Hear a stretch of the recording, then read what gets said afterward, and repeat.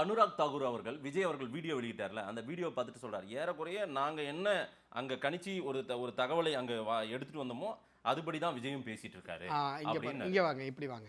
First என்னோட statement நான் clarification கொடுக்குறேன். ஃபர்ஸ்ட் நான் ஸ்டேட்மெண்ட்ல என்ன சொன்னேன், விஜய்க்கு வந்து க்ளீன் ஷீட் கொடுக்காதீங்க, அது வந்து நியாயம் கிடையாதுன்னு சொன்னேன். அடுத்து நானே என்ன தெரியுமா சொன்னேன், சிபிஐ என்கொயரி இதில் வேணும்னு சொன்னேன். நிறைய பேர் என்ன சார் கான்ட்ரவர்சின்னாங்க. இது கான்ட்ரவர்சியே கிடையாது. உங்க ஆளுங்க க்ளீன் ஷீட் கொடுத்தாங்கல்ல நிறைய இடங்கள்ல. அதுதாங்க சொல்றேன், நீங்க கொடுத்த பிரஷருங்க. நீங்க இப்ப 1-to-1 பேசுற மாதிரி பிரஷர் கொடுங்க, ஒரு குழுவை நீங்க வேக வேகமா போடுறீங்க. புரியுதா மதேஷ்? நீங்க எல்லாம் என்ன சாதாரணமான ஆளுங்களா?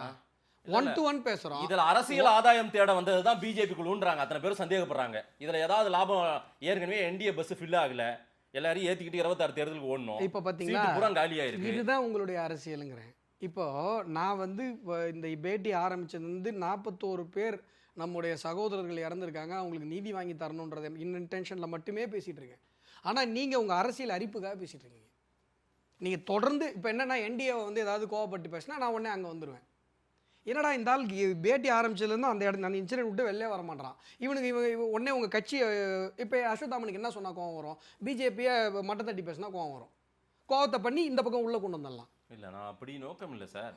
ஜஸ்டிஸ் வேணும் மதேஷ். செத்து போயிருக்காங்க மதேஷ். என்னுடைய வழி உங்களுக்கு புரியலையா? நியாயம் வாங்கி கொடுக்குற மாதிரி தெரியல. நீங்க ஏதாவது அரசியல் அறுவடை செய்ய முடியுமா அப்படின்னு பிஜேபி இந்த அரை மணி நேரம் இந்த பேட்டியை பார்த்தவங்களுக்கு தெரியும், யார் நியாயத்தை நோக்கி பேசிட்டு இருக்கா, யார் அரசியலுக்காக இதை மடமாத்திட்டு இருக்கான்னு பாக்குறவனுக்கு நல்லா தெரியும். ஒட்டுமொத்த தமிழ்நாடுமே இன்னைக்கு வந்து பிஜேபி இதுல ஏதாவது லாப அறுவடை செய்யறதுக்காக விஜய் ஹைஜாக் பண்ணிட்டாங்க. ஒருத்தன் கூட சொல்லல. தமிழ்நாட்டுல எல்லாருமே பேசுறது திமுக மேல இதுல சந்தேகம் இருக்கு.